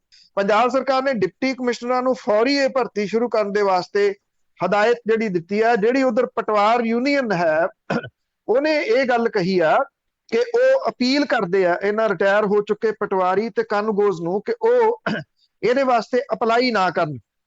ਜਿਹੜੇ 1227 ਪਟਵਾਰੀ 5 ਸਾਲ ਪਹਿਲਾਂ ਭਰਤੀ ਕੀਤੇ ਸੀ, ਉਹਨਾਂ ਨੂੰ ਸਰਕਾਰ ਅਜੇ ਵੀ 10,000 ਰੁਪਇਆ ਤਨਖਾਹ ਦੇ ਰਹੀ ਹੈ। ਉਹਨਾਂ ਨੂੰ 1.5 ਸਾਲ ਸਿਖਲਾਈ ਦੇ ਦੌਰਾਨ 5,000 ਰੁਪਇਆ ਪ੍ਰਤੀ ਮਹੀਨਾ ਦਿੱਤਾ ਗਿਆ। ਮਗਰੋਂ ਜਿਹੜਾ ਪਰਖ ਕਾਲ ਦਾ ਸਮਾਂ 2 ਸਾਲ ਤੋਂ ਵਧਾ ਕੇ 3 ਸਾਲ ਕਰ ਦਿੱਤਾ ਗਿਆ। ਇਹ ਪਟਵਾਰੀ ਮੁੱਖ ਮੰਤਰੀ ਤੋਂ ਆਪਣਾ ਕਸੂਰ ਪੁੱਛ ਰਹੇ ਆ ਕਿ ਉਹਨਾਂ ਨੂੰ 5 ਸਾਲ ਬਾਅਦ ਵੀ 10,000 ਦੀ ਤਨਖਾਹ ਮਿਲ ਰਹੀ ਆ, ਜਦੋਂ ਕਿ ਰਿਟਾਇਰ ਪਟਵਾਰੀ ਜਿਹੜੇ ਰੱਖਣੇ ਆ ਉਹ 25,000 ਤੇ ਤੁਸੀਂ ਰੱਖਣੇ ਆ। ਪੰਜਾਬ ਸਰਕਾਰ ਦੇ ਵੱਲੋਂ ਅਧੀਨ ਸੇਵਾਵਾਂ ਚੋਣ ਬੋਰਡ ਰਾਹੀਂ ਵੀ ਕਰੀਬ 1150 ਪਟਵਾਰੀ ਭਰਤੀ ਕੀਤੇ ਜਾ ਰਹੇ ਆ, ਜਿਹਦੇ ਲਈ 2,34,000 ਉਮੀਦਵਾਰਾਂ ਨੇ ਅਪਲਾਈ ਜਿਹੜਾ ਉਹ ਕੀਤਾ ਸੀਗਾ। ਹੁਣ ਸਵਾਲ ਇਹ ਆ ਕਿ ਜਿਹੜੇ ਬੇਰੁਜ਼ਗਾਰ ਨੇ ਉਹ ਤਾਂ ਠੱਗੇ ਹੋਏ ਮਹਿਸੂਸ ਕਰਦੇ ਆ ਆਪਣੇ ਆਪ ਨੂੰ, ਉਹਨਾਂ ਤੋਂ ਐਪਲੀਕੇਸ਼ਨਾਂ ਦਾ ਪੈਸਾ ਕਮਾ ਲਿਆ, ਹਜ਼ਾਰ ਹਜ਼ਾਰ ਰੁਪਏ ਦੀ ਇੱਕ ਐਪਲੀਕੇਸ਼ਨ ਵੇਚੀ। ਇਹ ਕਿਹਾ ਜਾਂਦਾ ਕਿ 11 ਲੱਖ ਦੇ ਕਰੀਬ ਸਰਕਾਰ ਨੇ ਐਪਲੀਕੇਸ਼ਨਾਂ ਵੇਚਤੀਆਂ। ਜਿਹੜੇ ਐਗਜ਼ਾਮ ਦੇ ਕੇ ਗਏ ਉਹਦੇ ਵਿੱਚ ਇਹਨਾਂ ਨੇ ਐਸਾ ਜਿਹੜਾ ਸੀਗਾ ਕੁਐਸਚਨ ਪੇਪਰ ਦੇ ਵਿੱਚ ਮੂਰਖਾਨਾ ਸਵਾਲ ਪਾਏ, ਪਰ ਉਹ ਸ਼ਾਇਦ ਉਹ ਆਪਣੇ ਆਪ ਨੂੰ ਜਿਹੜਾ ਜੀ ਉਹ ਸਿਆਣੇ ਬਣਾਉਣ ਦੇ ਵਾਸਤੇ ਹੈ ਕਿ ਮੁੜ ਕੇ ਇਹ ਕਹਤਾ ਕਿ ਤੁਸੀਂ ਜੇ ਕੁਐਸਚਨ ਉਹ ਠੀਕ ਕਰਵਾਉਣਾ ਤੇ 500 ਰੁਪਈਆ ਕੁਐਸਚਨ ਦਾ ਲੱਗੂਗਾ, 5 ਕੁਐਸਚਨ ਤੁਸੀਂ ਦੁਰਸਤ ਕਰਵਾ ਸਕਦੇ ਹੋ, ਮਤਲਬ ਕਿ 2500 ਰੁਪਈਆ ਹੋਰ ਝਾੜ ਲਓ। ਝਾੜਨੇ ਕਿਵੇਂ ਆ? ਉਹਦੇ ਵਿੱਚ ਇਹ ਲਿਖਿਆ ਗਿਆ ਕਿ ਪੰਜਾਬ ਦੀ ਰਾਜਧਾਨੀ ਕਿਹੜੀ ਆ, ਉਹਦੇ ਚ ਚੰਡੀਗੜ੍ਹ ਹੈ ਹੀ ਨਹੀਂ, ਉਹ ਮਤਲਬ ਕਿ ਗਾਇਬ ਆ। ਵੀ ਹਰ ਕੋਈ ਬੰਦਾ ਉਹਨੂੰ ਠੀਕ ਕਰਵਾਉਣਾ ਚਾਹੂਗਾ ਤੇ ਠੀਕ ਕਰਵਾਉਣ ਦੇ ਵਾਸਤੇ 500 ਰੁਪਈਆ ਸਰਕਾਰ ਨੂੰ ਦੇਊਗਾ। ਸਰਕਾਰ ਉਧਰੋਂ ਚਮ ਲਾਈ ਜਾ ਰਹੀ ਆ ਬੇਰੁਜ਼ਗਾਰਾਂ ਦੇ ਇਸ ਤਰੀਕੇ ਦੇ ਨਾਲ। ਦੂਜੇ ਪਾਸੇ ਜਿੰਨੇ ਰੱਖਣੇ ਆ ਤੁਸੀਂ ਉੱਥੋਂ ਜਿੰਨੇ ਰੱਖਣੇ ਉਹ ਰੱਖ ਲਓ, ਔਰ ਉਹਦੇ ਵਿੱਚ LLB ਕੀਤੇ ਹੋਏ, PhD ਕੀਤੇ ਹੋਏ ਵੀ ਉਮੀਦਵਾਰ ਨੇ ਜਿਨ੍ਹਾਂ ਨੇ ਇਹ ਐਗਜ਼ਾਮ ਦਿੱਤੇ ਆ, ਉੱਥੋਂ ਨਹੀਂ ਜਿਹੜੇ ਰੱਖਣੇ। ਸ਼ਾਇਦ ਜਿਹੜੇ ਰਿਟਾਇਰ ਹੋ ਗਏ ਪਟਵਾਰੀ ਨੇ ਉਹਨਾਂ ਦੇ ਕੋਲੇ ਕਰਪਸ਼ਨ ਦਾ ਜ਼ਿਆਦਾ ਤਜਰਬਾ ਜਿਹੜੀ ਨਵੀਂ ਜਨਰੇਸ਼ਨ ਤੋਂ ਹੋ ਸਕਦਾ ਨਾ ਹੋਵੇ, ਜਿਹਦੇ ਕਰਕੇ ਉਹ ਦੁਬਾਰਾ ਰੱਖੇ ਜਾ ਰਹੇ ਜੀ। ਤਾਂ ਸਰੋਤਿਆਂ ਨੇ ਅਸੀਂ ਇੱਕ ਬ੍ਰੇਕ ਤੋਂ ਬਾਅਦ ਜੇ ਤੁਹਾਡਾ ਵੀ ਕੋਈ ਸਵਾਲ ਆ ਤੁਸੀਂ ਕਾਲ ਕਰ ਸਕਦੇ ਆ 4082725200 408 272 5200। ਇੱਕ ਬ੍ਰੇਕ ਤੋਂ ਬਾਅਦ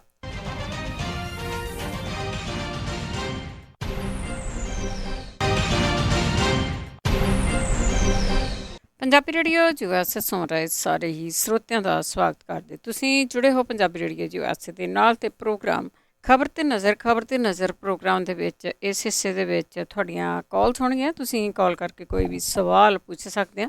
4082725200 ਸਟੂਡੀਓ ਦਾ ਫੋਨ ਨੰਬਰ ਹੈ, ਇਸ ਦੇ ਉੱਤੇ ਤੁਸੀਂ ਕਾਲ ਕਰ ਸਕਦੇ ਆ।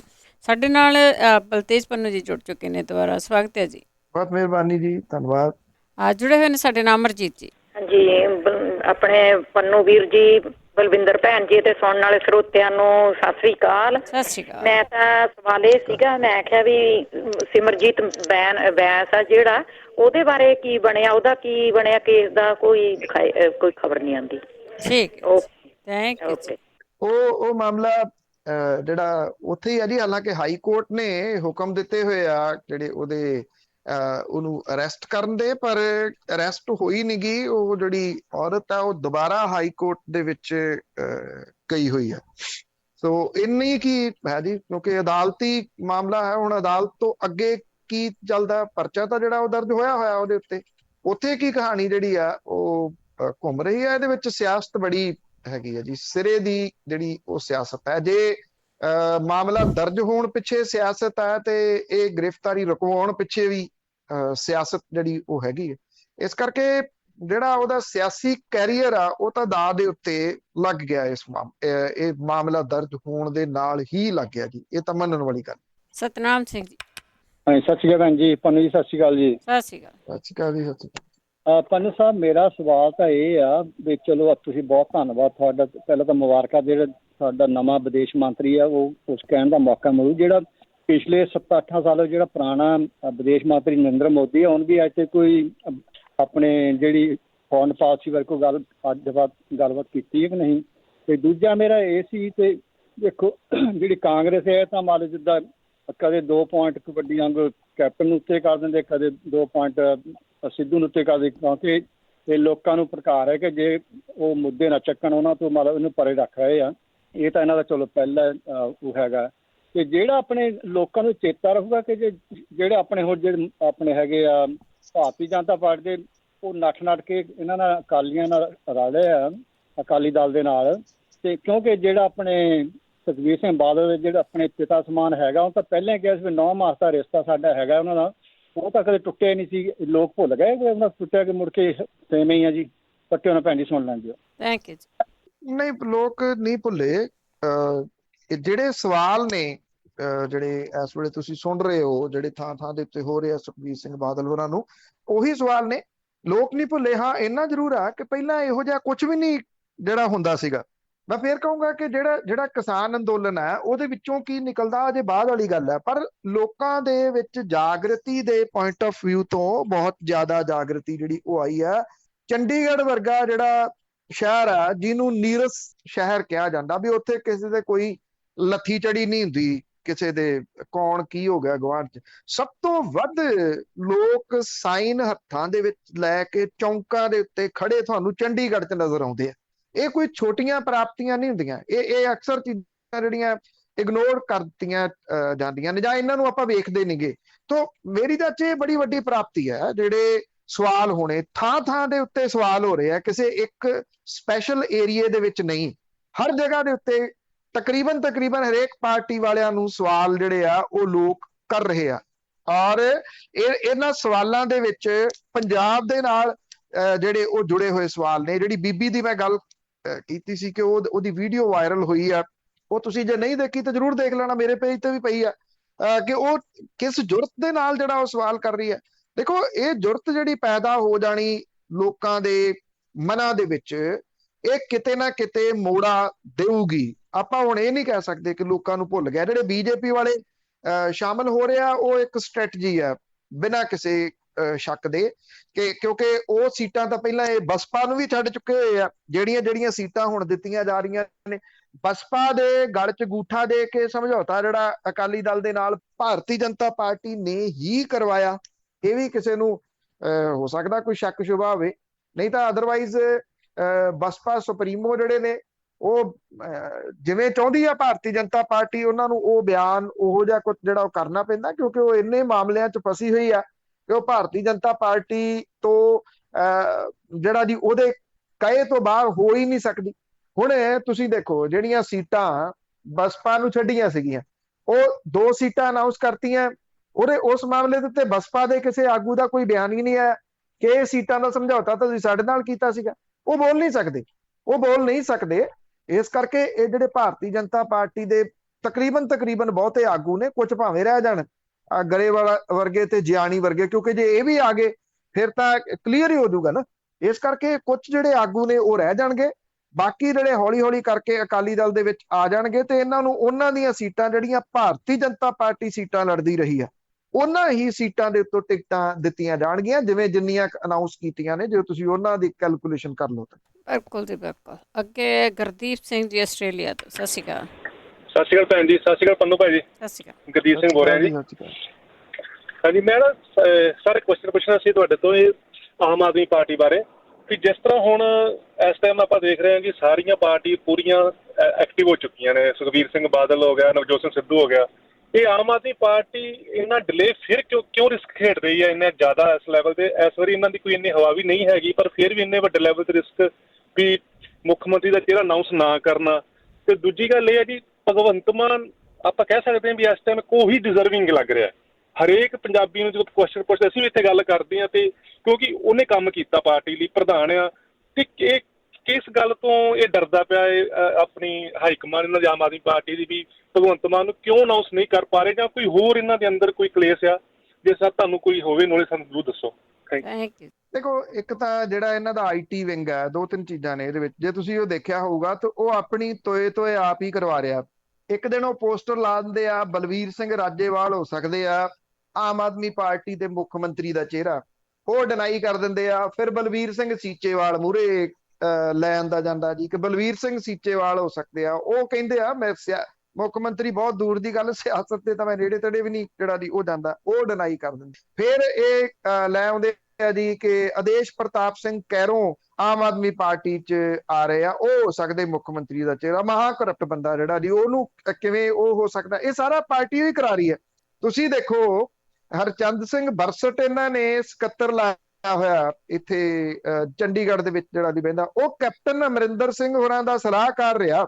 ਹਰਚੰਦ ਸਿੰਘ ਬਰਸਟ ਦੇ ਵਿੱਚ ਕਿਹੜੀ ਐਡੀ ਖੂਬੀ ਸੀਗੀ ਜਿਹਨੂੰ ਪਾਰਟੀ ਦਾ ਸੈਕਟਰੀ ਬਣਾ ਕੇ ਉਹਨੂੰ ਇਸ ਅਹੁਦੇ ਦੇ ਉੱਤੇ ਲਾਇਆ ਹੋਇਆ, ਔਰ ਉਹ ਚੁਣ ਕੇ ਜਿਹੜੇ ਆਮ ਆਦਮੀ ਪਾਰਟੀ ਦੇ ਵਲੰਟੀਅਰ ਆ ਉਹਨਾਂ ਨੂੰ ਕੱਢ ਰਿਹਾ ਸਿਰਫ ਇਸ ਚੀਜ਼ ਦੇ ਵਾਸਤੇ ਕਿ ਉਹ ਫੇਸਬੁੱਕ ਦੇ ਉੱਤੇ ਇਹ ਕਿਉਂ ਲਿਖ ਰਹੇ ਆ ਕਿ ਪਾਰਟੀ ਦਾ ਜਿਹੜਾ ਕੈਂਡੀਡੇਟ ਆ ਬੰਦਾ ਹੋ ਸਕਦਾ। ਤੋਂ ਅਜੇ ਵੀ ਜੇ ਕਿਸੇ ਨੂੰ ਨਹੀਂ ਸਮਝ ਆਉਂਦੀ ਵੀ ਉਹ ਕਿਵੇਂ ਉਸ ਅਹੁਦੇ ਦੇ ਉੱਤੇ ਆ ਗਿਆ, ਕਿਵੇਂ ਲਿਆਂਦਾ, ਇਹਨਾਂ ਦੀ ਟੇਕ ਹੀ ਜਿਹੜੀ ਬਾਕੀ ਪਾਰਟੀਆਂ ਦੇ ਵਿੱਚੋਂ ਕੱਢੇ ਛੱਡੇ ਉਮੀਦਵਾਰਾਂ ਦੇ ਉੱਤੇ। ਇੱਕ ਤਾਂ ਇਹ ਹੈਰਾਨਗੀ ਵਾਲੀ ਗੱਲ ਆ। ਤੁਸੀਂ ਦੇਖੋ, ਜਿੰਨੇ ਵੱਡੇ ਮੁੱਦੇ ਨੇ ਪੰਜਾਬ ਦੇ, ਕਣਕ ਘੁਟਾਲਾ ਹੋਇਆ ਅੰਮ੍ਰਿਤਸਰ ਦੇ ਵਿੱਚ, ਕਰੋੜਾਂ ਰੁਪਈਏ ਦਾ ਕਣਕ ਘੁਟਾਲਾ, ਕਿੱਥੇ ਆ ਵਿਰੋਧੀ ਧਿਰ? ਇੱਥੇ ਪੰਜਾਬ ਦਾ ਸਿਹਤ ਮੰਤਰੀ ਬਲਵੀਰ ਸਿੰਘ ਸਿੱਧੂ ਆਪਣੇ ਭਰਾ ਦੇ ਨਾਲ ਰਲ ਕੇ ਕਰੋੜਾਂ ਰੁਪਏ ਦੀ ਜ਼ਮੀਨ ਆਪਣੇ ਬਣਾਏ ਹੋਏ ਟਰਸਟ ਦੇ ਨਾਂ ਦੇ ਉੱਤੇ ਕਰਾ ਗਿਆ, ਗਊਸ਼ਾਲਾ ਦੇ ਨਾਂ ਦੇ ਉੱਤੇ। ਕਿੱਥੇ ਆ ਜਿਹੜੀ ਦੀ ਉਹ ਵਿਰੋਧੀ ਧਿਰ ਆਮ ਆਦਮੀ ਪਾਰਟੀ?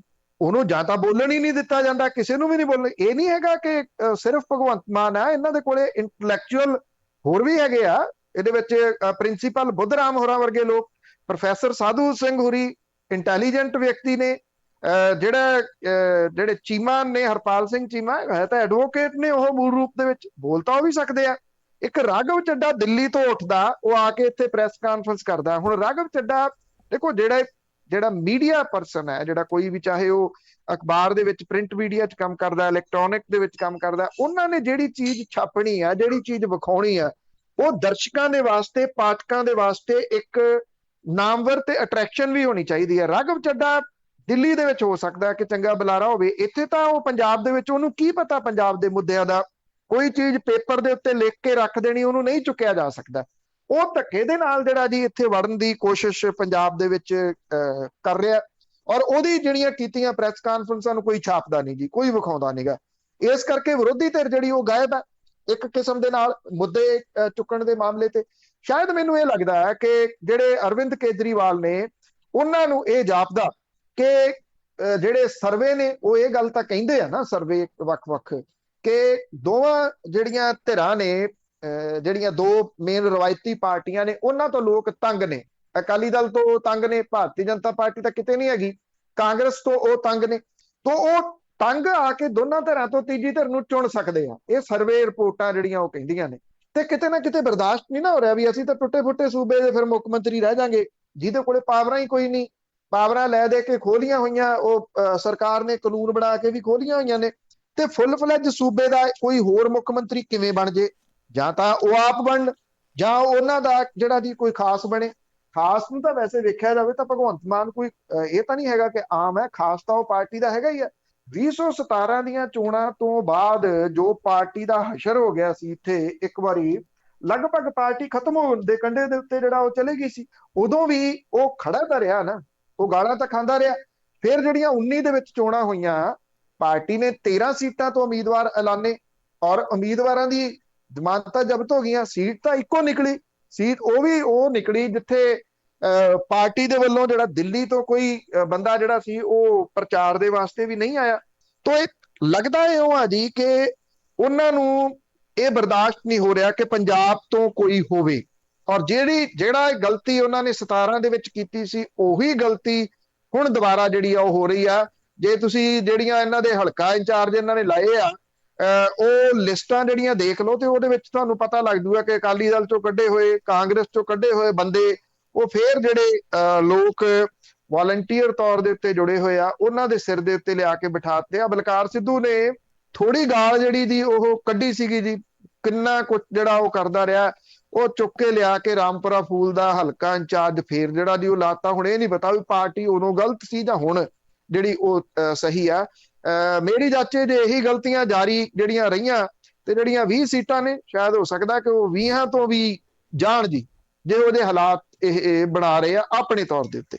ਸੋ ਮੇਰਾ ਖਿਆਲ ਇਹਨਾਂ ਨੂੰ ਦੁਸ਼ਮਣ ਲੱਭਣ ਜਾਣ ਦੀ ਤਾਂ ਲੋੜ ਨਹੀਂ ਹੈਗੀ ਜੀ, ਉਹ ਆਪ ਹੀ ਸਾਰਾ ਕੁਝ ਕਰੀ ਜਾ ਰਹੇ ਨੇ। ਜੇ ਮੰਨ ਲਓ ਜਿਹੜੇ ਅਰਵਿੰਦ ਕੇਜਰੀਵਾਲ ਆ, ਉਹਨਾਂ ਦੇ ਮਨ 'ਚ ਹੈ ਕਿ ਪੰਜਾਬ ਦਾ ਮੁੱਖ ਮੰਤਰੀ ਉਹਨਾਂ ਨੇ ਬਣਨਾ, ਤੇ ਉਹ ਖੁੱਲ ਕੇ ਆ ਜਾਣ, ਜਾਂ ਕਿਸੇ ਰਾਘਵ ਚੱਡਾ ਨੂੰ ਬਣਾਉਣਾ ਤੇ ਉਹਦਾ ਖੁੱਲ ਕੇ ਨਾਮ ਜਿਹੜਾ ਜੀ ਉਹ ਦੱਸ ਦੇਣ। ਫਿਰ ਪੰਜਾਬ ਦੇ ਲੋਕ ਦੇਖ ਲੈਣ ਕਿ ਉਹਨਾਂ ਨੂੰ ਵੋਟਾਂ ਪਾਉਣੀਆਂ ਨੇ ਜਾਂ ਨਹੀਂ। ਜੀ ਅਗਲੇ ਸਾਡੇ ਕਾਲਰ ਨੇ ਜੀ ਮਹਿੰਦਰ ਸਿੰਘ ਜੀ। ਮਹਿੰਦਰ ਸਿੰਘ ਜੀ। ਹਾਂਜੀ, ਮੇਰੀ ਪੰਨੂ ਸਾਹਿਬ ਨਾਲ ਇੱਕ ਅਰਜ਼ ਆ ਕਿ ਅੱਗੇ ਤੇ ਕਾਂਗਰਸ ਤੇ ਮਹਾਰਾਜਾ ਲੰਬੀ ਜਾ ਕੇ ਉਹਦੀ ਬਾਦਲ ਸਾਹਿਬ ਦੀ ਮਦਦ ਕੀਤੀ, ਕੀ ਉਹਨੇ ਮਦਦ ਨੇ ਕਰਨੀ ਹੈਗੀ ਜੀ। ਅੱਧੀ ਕਾਂਗਰਸ ਤੇ ਅਕਾਲੀਆਂ ਵੱਲ ਆ, ਤੇ ਕੱਲਾ ਸਿੱਧੂ ਕੀ ਕਰੂਗਾ ਜੀ? ਦੇਖੋ ਇਹ ਸਾਰਾ ਕੁਛ ਨਾ ਜੀ, ਚਾਹੇ ਕਿਉਂਕਿ ਸਿਆਸਤ ਦੇ ਵਿੱਚ ਇਹੋ ਮੈਂ ਤਾਂ ਇਹ ਕਹਿ ਸਕਦਾ ਵੀ ਸਿਆਸਤ ਦੇ ਵਿੱਚ ਜੋ ਆਪਾਂ ਨੂੰ ਦਿਸਦਾ ਉਹ ਹੁੰਦਾ ਨੀਗਾ, ਜੋ ਹੁੰਦਾ ਉਹ ਦਿਸਦਾ ਨੀਗਾ, ਕਿਉਂਕਿ ਇਹ ਇੱਕ ਸਕ੍ਰਿਪਟਡ ਸਾਰਾ ਕੁਝ ਜਿਹੜਾ ਉਹ ਕਾਂਗਰਸ ਦੇ ਵਿੱਚ ਚੱਲ ਰਿਹਾ ਕਿ ਕੈਪਟਨ ਅਮਰਿੰਦਰ ਸਿੰਘ ਨੂੰ 5 ਸਾਲਾਂ ਦੇ ਵਾਸਤੇ ਦੋਸ਼ੀ ਬਣਾ ਦਿਓ, ਉਹ ਹੈ ਵੀ ਉਹ, ਇਹਦੇ 'ਚ ਕੋਈ ਸ਼ੱਕ ਨਹੀਂ ਜੀ, ਕਿਉਂਕਿ ਉਹ ਜਿਹੜੇ ਮੁੱਖ ਮੰਤਰੀ ਨੇ ਬਾਹਰ ਨਿਕਲ ਕੇ ਹੀ ਨਹੀਂ ਦੇਖਿਆ ਜੀ, ਮਤਲਬ ਕਿ ਕੀ ਹੋ ਰਿਹਾ ਗਰਾਊਂਡ ਦੇ ਉੱਤੇ। ਅੱਜ ਵੀ ਉਹਨਾਂ ਨੂੰ ਮੇਰਾ ਖਿਆਲ ਨਹੀਂ ਪਤਾ ਹੈਗਾ ਕਿ ਗਰਾਊਂਡ ਦੇ ਉੱਤੇ ਕੀ ਰਿਐਲਿਟੀ ਆ, ਲੋਕ ਕਿਵੇਂ ਜਿਹੜਾ ਉਹ ਤੰਗ ਆ ਗਏ ਥਾਂ ਥਾਂ ਤੋਂ। ਇੰਨਾ ਮਤਲਬ ਕਿ ਕਰਪਸ਼ਨ ਦਾ ਬੁਰਾ ਹਾਲ ਆ। ਮੈਂ ਲਿਸਟ ਪਾਈ ਸੀ 3-4 ਦਿਨ ਪਹਿਲਾਂ ਸੋਸ਼ਲ ਮੀਡੀਆ ਦੇ ਉੱਤੇ ਵੀ, ਜਿਹੜੇ ਜੇ ਤੁਸੀਂ ਆ ਸੁਵਿਧਾ ਸੈਂਟਰ ਜਿਹੜੇ ਨੇ ਉਹ ਪ੍ਰਾਈਵੇਟਾਈਜ਼ ਇੱਕ ਕਿਸਮ ਦੇ ਨਾਲ ਕਰਤੇ, ਕੰਪਨੀਆਂ ਨੂੰ ਠੇਕੇ ਦੇਤੇ, 100 ਰੁਪਈਆ ਸਰਕਾਰੀ ਫੀਸ, 450 ਰੁਪਈਆ ਸਰਵਿਸ ਚਾਰजेस। ਸਰਕਾਰ ਨੂੰ 100 ਰੁਪਈਆ ਵੀ ਨਹੀਂ ਮਿਲਦਾ, ਉਹ 450 ਜਿਹੜਾ ਉਹ ਲਈ ਜਾ ਰਹੇ, ਲੋਕ ਠੱਗੇ ਜਾ ਰਹੇ ਆ ਜੀ। ਇੱਕ ਤੇ ਤਹਿਸੀਲਦਾਰ ਸਾਹਿਬ ਨੇ ਇੱਕ ਦਿਨ ਉਹਨਾਂ ਤੋਂ ਕੋਈ ਜ਼ਰੂਰਤ ਸੀ, ਉਹਨਾਂ ਦੇ ਕੋਲੇ ਬੈਠਾ ਸੀ, ਉਹਨਾਂ ਦਾ ਦਰਦ ਆਪਣਾ ਸੀ, ਕਹਿੰਦੇ 100 ਰੁਪਈਆ ਕੋਈ ਜੇਬ 'ਚ ਪਾ ਕੇ ਆਉਂਦਾ, ਉਹਦੇ 'ਚ ਕਿਰਾਇਆ ਭਾੜਾ ਵੀ ਲਾਉਣਾ, ਤੇ ਜਦੋਂ ਆ ਕੇ ਇੱਥੇ ਜਿਹੜੇ ਸੋ ਕਾਲਡ ਸਰਵਿਸ ਸੈਂਟਰ ਜਿਹੜੇ ਬਣਾਏ ਹੋਏ ਆ, ਇਹਨਾਂ ਦੇ ਮੂਹਰੇ ਆ ਕੇ ਲੱਗਦਾ 450 350 ਰੁਪਈਆ ਜਿਹੜਾ ਉਹ ਤਾਂ ਵਿਚਾਰਾ ਮੁੜ ਹੀ ਜਾਂਦਾ ਕਿ ਮੈਂ ਇਹੋ ਜਿਹੀ ਸਰਵਿਸ ਜਿਹੜੀ ਉਹ ਕਿਵੇਂ ਲਵਾਂ, ਉਹਦੀ ਫੀਸ ਹੀ ਦੇਣ ਨੂੰ ਉਹਦੇ ਕੋਲ ਪੈਸੇ ਨਹੀਂ ਹੈਗੇ। ਲੋਕ ਤਾਂ ਇੰਨੇ ਤੰਗ ਨੇ। ਇਸ ਕਰਕੇ ਜਿਹੜੀ ਇਹ ਕਾਂਗਰਸ ਦੀ ਚੱਲ ਰਹੀ ਗੇਮ ਹੈ, ਇਹ ਕੈਲਕੂਲੇਟਡ ਗੇਮ ਹੈ। ਇਸ ਕਰਕੇ ਉਹ ਕਿੱਥੇ ਜਾਂਦੇ ਆ ਐਤਕੀ, ਹਰਾਉਣ ਦੇ ਵਾਸਤੇ ਕਿਹਨੂੰ ਜਾਂਦੇ ਆ, ਜਿਤਾਉਣ ਦੇ ਵਾਸਤੇ ਕਿਹਨੂੰ ਜਾਂਦੇ ਆ। ਆਉਂਦੇ ਦਿਨਾਂ ਦੇ ਦੌਰਾਨ ਤੁਸੀਂ ਕੁਝ ਕਾਂਗਰਸੀ ਜਿਨ੍ਹਾਂ ਦੇ ਵਿੱਚ MLAs ਵੀ ਸ਼ਾਮਲ ਨੇ, ਉਹ ਪਲਟੀ ਮਾਰਦੇ ਦੇਖੋਗੇ, ਔਰ ਪਲਟੀ ਕਿੱਧਰ ਮਾਰਨਗੇ ਇਹ ਦੱਸਣ ਦੀ ਲੋੜ ਨਹੀਂ, ਉਹਦਾ ਇਸ਼ਾਰਾ ਤੁਸੀਂ ਕਰ ਹੀ ਦਿੱਤਾ ਜੀ। ਜੀ ਜੋਗਾ ਸਿੰਘ ਜੀ। ਹਾਂਜੀ, ਸਤਿ ਸ਼੍ਰੀ ਅਕਾਲ ਪੂਰੀ, ਸਤਿ ਸ਼੍ਰੀ ਅਕਾਲ ਜੀ। ਸਤਿ ਸ਼੍ਰੀ ਅਕਾਲ। ਮੇਰਾ ਸਵਾਲ ਹੈ ਜੀ, ਜਿਹੜਾ ਅੰਮ੍ਰਿਤਸਰ ਗੁਰੂ ਆਪਣੇ ਸਟੋਰਾਂ ਦਾ ਗੋਦਾਮਾਂ ਦਾ ਰੌਲਾ ਪੈਂਦਾ ਸੀ, ਪਹਿਲਾਂ ਗੱਡੀ ਬ੍ਰੇਕ ਦੀ ਪਰਦਾ ਬਣੀਆਂ ਖੁੱਲ ਰਹੀਆਂ, ਮੁੜ ਕੇ ਦੀ ਗੱਲ ਨਹੀਂ ਆਈ ਵੀ ਉਹ ਜਿਹੜੇ ਕੰਧ ਘਟਾਲਾ ਉਹ ਕਿੱਥੇ ਗੱਲ ਕਰੀ ਹੈ, ਆਏ ਪਛਾਣ। Thank you. ਨਹੀਂ ਜੀ, ਗੱਲ ਲਗਾਤਾਰ ਜੇ ਤੁਸੀਂ ਇਸੇ ਚੈਨਲ ਦੇ ਨਾਲ ਜੁੜੇ ਹੋ, ਮੈਂ ਤਕਰੀਬਨ 3 ਜਾਂ 4 ਵਾਰੀ ਕੱਲ ਦੇ ਪ੍ਰੋਗਰਾਮ ਦੇ ਵਿੱਚ ਵੀ ਮੈਂ ਉਹਦਾ ਜਿਹੜਾ ਵਿਸਥਾਰ ਦੱਸਿਆ ਸੀਗਾ ਕਿ ਉਹ ਤਾਂ ਕਹਾਣੀ ਉੱਥੇ ਹੀ ਖੜੀ ਆ ਅਜੇ ਵੀ। ਹੁਣ ਸਰਕਾਰ ਜਿਹੜੀ ਆ ਉਹ ਇਹ ਕਹਿੰਦੀ ਆ ਕਿ ਇਹ ਤਾਂ ਜਾਂਚ ਬੜੀ ਡੂੰਘੀ ਆ, 6 ਮਹੀਨੇ ਲੱਗਣਗੇ ਜਾਂਚ ਹੁੰਦਿਆਂ। ਜਿਹੜਾ ਇੰਸਪੈਕਟਰ ਜਿਹਨੂੰ 2 ਗੋਦਾਮ ਦਿੱਤੇ ਜਾ ਸਕਦੇ ਸੀ, ਉਹਨੂੰ 8 ਗੋਦਾਮ ਕਿਉਂ ਦਿੱਤੇ ਹੋਏ ਸੀਗੇ? ਇਹਦੇ ਵਿੱਚ 40% ਤਾਂ ਮੰਨ ਲਓ ਜੇ 100 ਰੁਪਏ ਦਾ ਘਪਲਾ ਹੋਇਆ, 40 ਰੁਪਏ ਦਾ ਘਪਲਾ ਤਾਂ ਉਹ ਇਹ ਆ ਕਿ ਕਣਕ ਖਰੀਦੀ ਹੋਈ ਨਹੀਂ ਗਈ, ਸਰਕਾਰ ਦੇ ਪੈਸੇ ਆ ਗਏ ਸੈਂਟਰ ਦੇ, ਔਰ ਉਹ ਕਾਗਜ਼ਾਂ 'ਚ ਕਣਕ ਖਰੀਦ ਲਈ, ਕਾਗਜ਼ਾਂ 'ਚ ਕਣਕ ਚੁੱਕ ਲਈ, ਕਾਗਜ਼ਾਂ 'ਚ ਕਣਕ ਗੋਦਾਮ 'ਚ ਲੱਗ ਗਈ, ਆਈ ਨਹੀਂ ਉੱਥੇ। ਜਿਹੜੀ ਗੰਦੀ ਮੰਦੀ ਕਣਕ ਆ ਉਹਦੀ ਇੱਕ ਲੇਅਰ ਬਣਾਤੀ ਮੂਹਰੇ, ਜਿਹੜੀ ਉਹ ਧਾਕ ਲੱਗੀ ਹੋਈ ਆ ਕਣਕ ਦੀ, ਤੇ ਉਹ ਲੱਗਦਾ ਗੋਦਾਮ ਭਰਿਆ, ਗੋਦਾਮ ਵਿੱਚੋਂ ਖਾਲੀ, ਉਹ ਸਾਰੇ ਦਾ ਸਾਰਾ ਚੁੱਕ ਕੇ। ਇੱਕ ਹੋਰ ਵੀਡੀਓ ਜਿਹੜੀ ਉਹ ਪਾਈ ਸੀ ਉਹ ਵੀ ਅੰਮ੍ਰਿਤਸਰ ਦੀ ਹੈ, ਉਹ ਟਰੱਕ ਜਿਹੜਾ ਇੱਕ ਆਟਾ ਮਿੱਲ ਦੇ ਵਿੱਚ ਖੜਾ ਪੂਰੇ ਦਾ ਪੂਰਾ ਸਰਕਾਰੀ, ਚੁੱਕ ਕੇ। ਉਸ ਮਸਲੇ ਤੇ ਕੁਝ ਨਹੀਂ ਜਿਹੜਾ ਜੀ ਉਹ ਕੀਤਾ। ਸਰਕਾਰ ਦਾ ਕੋਈ ਬਿਆਨ ਇਸ ਮਸਲੇ ਦੇ ਉੱਤੇ ਨਹੀਂ ਅਜੇ ਤੱਕ ਆਇਆ ਵੀ ਇਹ ਘਪਲਾ ਕਿੱਡਾ। ਇਹਨੂੰ 20 ਕਰੋੜ ਦਾ ਘਪਲਾ ਕਿਹਾ ਜਾ ਰਿਹਾ, 20 ਕਰੋੜ ਦਾ ਘਪਲਾ ਨਹੀਂਗਾ, 5 ਗੋਦਾਮ ਖਾਲੀ ਹੋਏ ਆ, ਘੱਟੋ ਘੱਟ 1000 ਕਰੋੜ ਰੁਪਏ ਦਾ ਇਹ ਘਪਲਾ, ਤੇ ਇੱਕ ਇੰਸਪੈਕਟਰ ਕੱਲਾ ਨਹੀਂ ਖਾ ਸਕਦਾ ਇਹਨੂੰ, ਉਹਦੇ ਪਿੱਛੇ ਜਿਹੜੇ ਲੁਕੇ ਹੋਏ ਚਿਹਰੇ ਨੇ ਉਹ ਵੱਡੇ ਚਿਹਰੇ ਨੇ। ਇਸ ਕਰਕੇ ਉਹ ਗੱਲ ਨੂੰ ਦਬਾਉਣ ਦੀ ਕੋਸ਼ਿਸ਼ ਹੈ। ਪਹਿਲੇ ਦਿਨ ਹੀ ਜਿਹੜਾ ਜੀ ਉਹ ਸਾਂਝਾ ਕੀਤਾ ਸੀਗਾ ਕਿ ਉਹ ਇਹਨਾਂ ਦੇ MLA ਦਾ ਭਾਣਜਾ ਆ, ਜਿਹਦੇ ਬਾਰੇ ਦੇ ਵਿੱਚ ਸਿੱਧੂ ਸਾਹਿਬ ਵੀ ਕਹਿੰਦੇ ਸੀਗੇ ਵੀ ਇਹਦੀ ਚੋਣ ਮੇਰੀ ਚੋਣ ਹੈ, ਮੈਨੂੰ ਜਿੰਨੀ ਵਾਰੀ ਵੀ ਆਉਣਾ ਪਿਆ ਮੈਂ ਇੱਥੇ ਆਊਂਗਾ। ਉਹ ਵੈਸੇ ਉਹਦਾ ਨਾਮ ਜਿਹੜੀਆਂ ਨਕਲੀ ਸ਼ਰਾਬ ਦੀਆਂ ਫੈਕਟਰੀਆਂ ਦੇ ਵਿੱਚ ਵੀ ਮੂਰਲੀ ਕਤਾਰ 'ਚ ਬੋਲਦਾ। ਇਹਨਾਂ ਨੂੰ ਸਾਰੇ ਇਹੋ ਜਿਹੇ ਟੱਕਰਦੇ ਆ। ਤੇ ਸਾਡੇ ਅਖੀਰਲੇ ਕਾਲਰ ਨੇ ਗੁਰਰਤਨ ਜੀ। ਸਤਿ ਸ਼੍ਰੀ ਅਕਾਲ ਜੀ। ਸਤਿ ਸ਼੍ਰੀ ਅਕਾਲ। ਸਤਿ ਸ਼੍ਰੀ ਅਕਾਲ ਜੀ। ਮੈਂ ਤਾਂ ਇਹ ਪੁੱਛਣਾ ਪੰਨੂ ਸਾਹਿਬ ਨੂੰ ਵੀ, ਜਿਹੜਾ ਪੰਜਾਬ ਆਪਣਾ ਪੰਜਾਬੀ ਸੂਬਾ ਕਿਹੜੇ ਸੰਨ 'ਚ ਬਣਿਆ ਜੀ? ਇਹ ਪੁੱਛਣਾ ਇਕੱਲਾ ਪੰਜਾਬੀ ਸੂਬਾ ਕਿਹੜੇ ਸੰਨ 'ਚ ਬਣਾਇਆ ਗਿਆ ਜੀ? Thank you. ਦੇਖੋ 66 ਦੇ ਵਿੱਚ ਇਹ ਬਣਿਆ, 1966 ਦੇ ਵਿੱਚ, ਜਦੋਂ ਹਰਿਆਣਾ ਜਿਹੜਾ ਉਹ ਵੱਖਰਾ ਹੁੰਦਾ, ਹਿਮਾਚਲ ਜਿਹੜਾ ਉਹ ਵੱਖਰਾ ਕਰ ਦਿੱਤਾ ਜਾਂਦਾ। ਕਿਸੇ ਨੇ ਕੋਈ ਐਜੀਟੇਸ਼ਨ ਨਹੀਂ ਕੀਤੀ। ਇਹ ਸੁਖਨਾ ਐਜੀਟੇਸ਼ਨ ਸੂਬੇ ਨੂੰ ਸੂਬੀ ਬਣਾਉਣ ਦੇ ਵਾਸਤੇ ਅਕਾਲੀ ਦਲ ਨੇ ਹੀ ਕੀਤੀ ਸੀ 1966 ਦੇ ਵਿੱਚ ਜੀ। ਸਰੋਤੇ ਹੋਰ ਕਾਲਾਂ ਨਹੀਂ ਲੈ ਸਕਾਂਗੇ ਤੇ ਹੁਣ ਆਪਾਂ ਇਜਾਜ਼ਤ ਲੈਂਦੇ ਹਾਂ। ਬਲਤੇਜ ਪੰਨੂ, ਸਤਿ ਸ਼੍ਰੀ ਅਕਾਲ ਜੀ। ਧੰਨਵਾਦ ਜੀ, ਸਤਿ ਸ਼੍ਰੀ ਅਕਾਲ। ਧੰਨਵਾਦ ਜੀ, ਧੰਨਵਾਦ, ਥੈਂਕ ਯੂ ਜੀ। ਤੇ ਸਰੋਤੇ ਸਨ ਬਲਤੇਜ ਪੰਨੂ ਜੋ ਸਾਡੇ ਨਾਲ ਜੁੜਦੇ ਨੇ, ਕਰਦੇ ਨੇ ਖਬਰਾਂ। ਇਸੇ ਦੇ ਨਾਲ ਸਾਡਾ ਅੱਜ ਦਾ ਬੁਲਟਨ ਇੱਥੇ ਸਮਾਪਤ। ਬਲਵਿੰਦਰ ਕੌਰ ਬਲਾਬ ਸਾਹਿਬ ਨੂੰ ਪਿਆਰ ਭਰੀ ਸਤਿ ਸ਼੍ਰੀ ਅਕਾਲ।